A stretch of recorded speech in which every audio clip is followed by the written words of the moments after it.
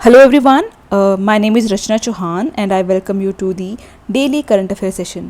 जो ये हमारा सेशन रहेगा हर रोज़, ये रहेगा करंट अफेयर के ऊपर। ठीक है, जो भी इम्पोर्टेंट करंट अफेयर हमारे एग्ज़ाम के लिए इम्पोर्टेंट है वो सभी डेली करंट अफेयर सेशन में डिस्कस किए जाएंगे। और आपका जो काम रहेगा वो ये रहेगा कि आपको नोट्स बनाने हैं। ठीक है, हम आपको इम्पोर्टेंट न्यूज़ दिया करेंगे, बस आपको डेली के वो 8 to 10 जो भी न्यूज़ रहेगी उसके प्रॉपर आपको नोट्स बनाने हैं। ठीक है, और ये जो करंट अफेयर सेशन है हम उम्मीद करते हैं कि इससे बाहर आपको कुछ और पढ़ने की बिल्कुल भी ज़रूरत नहीं पड़ेगी, क्योंकि हर रोज़ की 8 to 10 न्यूज़ अगर आप पढ़ रहे हो, ठीक है, सो इससे ज़्यादा जो है वो न्यूज़ पढ़ने की ज़रूरत भी नहीं होती है। और जो हमारा मोटिव है वो हमारा मोटिव ये है कि आपको डेली इम्पॉर्टेंट जो न्यूज़ है, जो एग्ज़ाम के पर्सपेक्टिव से इम्पॉर्टेंट है, वही हम आपके लिए लेकर आए। ठीक है, सो सबसे पहले देखते हैं हमारी फर्स्ट न्यूज़ जो कि है डिफेंस से। ठीक है, एक्सरसाइज समुद्र शक्ति। ठीक है, जो एक्सरसाइज समुद्र शक्ति है ये हमारी रहती है इंडिया और इंडोनेशिया। ठीक है, देखिए जो क्वेश्चन आपका बनेगा वो आपका एग्जाम में किस तरह से पूछा जाएगा, या तो पूछा जाएगा कि जो समुद्र शक्ति है वो किन दो कंट्रीज़ के बीच में होती है। तो जो समुद्र शक्ति है वो इंडिया और इंडोनेशिया के बीच में होती है। और दूसरा तरह से ये क्वेश्चन किस तरह से पूछा जा सकता है कि ये कहाँ पर हुई है इस बार। ठीक है, सो ये आपकी हुई है इंडोनेशिया। ठीक है, बातम इंडोनेशिया में। तीसरा टाइप क्या हो सकता है कि जो समुद्र शक्ति है उसमें इंडिया की साइड से किसने पार्टिसिपेट किया है। ठीक है, कौन सी है, वो है आपकी INS कवारती। ठीक है, अब ठीक है, नेक्स्ट क्या हो सकता है, जो ये एडिशन है ये कौन सा एडिशन है इस एक्सरसाइज का, ये है 4th एडिशन। ठीक है, तो मैंने आपको बता दिया कि इस न्यूज़ से 4 टाइप से आपसे क्वेश्चन पूछे जा सकते हैं। ठीक है, सो आपको सिर्फ इतना ही इसमें ध्यान में रखना है। नेक्स्ट जो है वो है आपकी इंडो थाई कोऑर्डिनेट पेट्रोल, जिसको कि इंडो थाई कॉर्पेट के नाम से भी जाना जाता है। ठीक है, ये यहीं से क्लियर हो रहा है कि इंडिया और थाईलैंड के बीच में ये एक्सरसाइज होती है। ठीक है, ये कौन से एडिशन की है, 35th एडिशन की है। तो ये एग्ज़ाम के पर्सपेक्टिव से इम्पॉर्टेंट है। ठीक है, अगर इंडिया की शिप की हम बात करें तो INS केसरी ने इसमें पार्टिसिपेट किया है। ठीक है, एक ये पॉइंट आपको ध्यान रखना है कि इंडो थाई में INS केसरी गई है, और जो समुद्र शक्ति है, ठीक है, उसमें INS कावरती जो शिप है उसने पार्टिसिपेट किया है। ठीक है, अब जो ये एक्सरसाइज है ये आपकी अंडमान सी में हो रही है। कौन सी, इंडो थाई जो है वो आपकी कहाँ पे हो रही है, अंडमान सी में। ठीक है, तो आई होप कि जो मैंने 2 एक्सरसाइज को आपको डिस्कस किया वो आपको क्लियर हो गया होगा। ठीक है, आपको 2 कंट्रीज़ के नेम को याद रखना है इनमें। ठीक है, कौन सा एडिशन है वो आपको ध्यान में रखना है, और ये कहाँ हो रही है ये आपको ध्यान में रखना है, और कौन से शिप ने पार्टिसिपेट किया है ये आपको ध्यान में रखना है। तो 4 जो डिफरेंट डायमेंशंस है इन न्यूज़ के वो आपको अपने एग्ज़ाम में ध्यान रखने हैं, और आपने नोट्स भी सिर्फ इन्हीं 4 चीज़ों के बनाने हैं। ठीक है, नेक्स्ट जो न्यूज़ है हमारी वो है रिलेटेड हिमाचल प्रदेश से। सो वर्ल्ड बैंक ने हिमाचल प्रदेश को AI कैमरास और ट्रैफिक मैनेजमेंट सिस्टम के लिए 51 करोड़ जो रुपीज़ है उसका ग्रांट दिया है।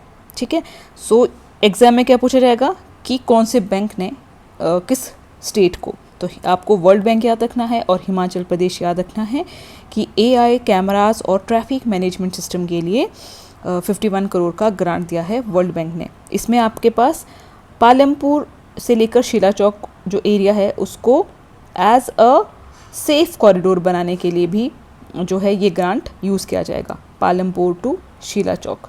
ठीक है, एज अ सेफ कॉरिडोर। सो ये भी आपको जो न्यूज़ है ये ध्यान में रखनी है। नेक्स्ट हम न्यूज़ देखते हैं कोचीन पोर्ट। जो कोचीन पोर्ट है उसको सागर श्रेष्ठ सम्मान अवार्ड 2023 से नवाजा गया है। तो कौन से पोर्ट को, कोचीन पोर्ट को। ठीक है, Cochin port has bagged the Sagar Shreshtha Samman award. देखिए आपको हर रोज़ अगर आप अपने नोट्स में 8 to 10 जो इस तरह की न्यूज़ है उसको ऐड करोगे और बार बार रिवाइज़ करोगे तो आपका जो करंट अफेयर है जो आपके एग्ज़ाम में पूछा जाता है कभी भी गलत नहीं होगा। ठीक है, तो कोचीन पोर्ट याद रखना है रिलेटेड टू सागर श्रेष्ठा सम्मान अवार्ड। नेक्स्ट न्यूज़ है हमारी वर्ल्ड माइग्रेटरी बर्ड डे।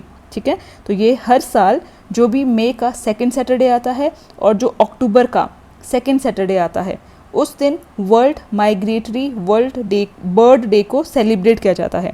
और इस बार की जो थीम है वो क्या है, वाटर। ठीक है, तो आपको थीम को भी ध्यान में रखना है जो कि है वाटर।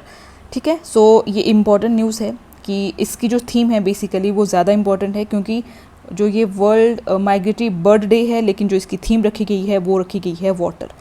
ठीक है जी। अब नेक्स्ट जो न्यूज़ है वो है आपकी यूपी से रिलेटेड, कि जो यूपी है, यूपी का जो नोएडा है, ठीक है, उस वहाँ पर इंडिया का फर्स्ट पोर्ट जो टैक्सी है वो जल्दी ही शुरू होने वाला है। ठीक है, जो इंडिया का फर्स्ट पॉड टैक्सीज़ है वो कहाँ पे चलाई जाएगी, वो आपकी यूपी के नोएडा में चलाई जाएगी। कहाँ से कहाँ तक, जो जेवर एयरपोर्ट से लेकर जो फिल्म सिटी है उसके बीच में। तो ये जो है यमुना अथॉरिटी जो है उसने अप्रूव कर दिया है इंडिया का फर्स्ट पॉड टैक्सी प्रोजेक्ट। ठीक है, सो ये इम्पॉर्टेंट है कि कौन से स्टेट में जो इंडिया की पहली पॉड टैक्सी जो सेवा है वो शुरू की जाएगी, वो आपके यूपी के नोएडा में की जाएगी। कौन से स्टेशन के बीच में, जेवर एयरपोर्ट टू फिल्म सिटी के बीच में। नेक्स्ट न्यूज़ है कि IBM partners NASA to convert satellite data into high resolution maps. So आपसे क्वेश्चन किस तरह से पूछा जा सकता है कि किसने नासा के साथ पार्टनरशिप करके कन्वर्ट करेगा, वो जो भी सैटेलाइट से जो डाटा आएगा उसको हाई रेजोल्यूशन मैप्स में वो कन्वर्ट करेगा। तो नासा ने IBM के साथ पार्टनर किया है। ठीक है, इंपॉर्टेंट न्यूज़ है, ध्यान में रखना है कि नासा ने किसके साथ पार्टनर किया है, IBM के साथ। किस लिए क्या है, जो भी सैटेलाइट से जो डाटा आएगा उसको कन्वर्ट करेगा इनटू हाई रेजोल्यूशन मैप्स में। ठीक है, सो ये एक इम्पॉर्टेंट न्यूज़ है। नेक्स्ट, जो केरला है वो हमारी फर्स्ट इंडियन स्टेट बन गई है to have drone surveillance in all police district. सभी जितने भी वहाँ पर पुलिस डिस्ट्रिक्ट है वहाँ पर क्या है, कौन सी फैसिलिटी है, ड्रोन सर्वेलेंस की वहाँ पर फैसिलिटी है। तो ऐसी कौन सी स्टेट है, वो है आपकी केरला। सो ये भी अगेन इम्पॉर्टेंट न्यूज़ है। नेक्स्ट जो कि इम्पॉर्टेंट है वो है कि कर्नाटका DGP प्रवीण सूद अपॉइंटेड एज CBI डायरेक्टर। ठीक है, जो न्यू CBI डायरेक्टर है वो कौन है, प्रवीण सूद अब। ठीक है, पहले कौन थे, पहले थे सुबोध कुमार जायसवाल। ठीक है, और अब कौन है, प्रवीण सूद, जो कि 25 मई से CBI के न्यू डायरेक्टर बनेंगे। ठीक है, अब प्रवीण कुमार जो सूद है ये आपके बेसिकली हिमाचल प्रदेश के रहने वाले हैं। सो ये भी ध्यान में रखिएगा। और यहाँ पर जो क्वेश्चन पूछा जाएगा वो इस तरह से भी पूछा जा सकता है कि CBI के डायरेक्टर प्रवीण सूद से पहले कौन थे, तो वो कौन थे, सुबोध कुमार जायसवाल। ठीक है, इंपॉर्टेंट है, तो इसको ज़रूर ध्यान में आप रखिएगा। ओके, नेक्स्ट न्यूज़ देखते हैं। जो नेक्स्ट न्यूज़ है वो है आपकी कि Govind Swarup life time achievement award किसको दिया गया है।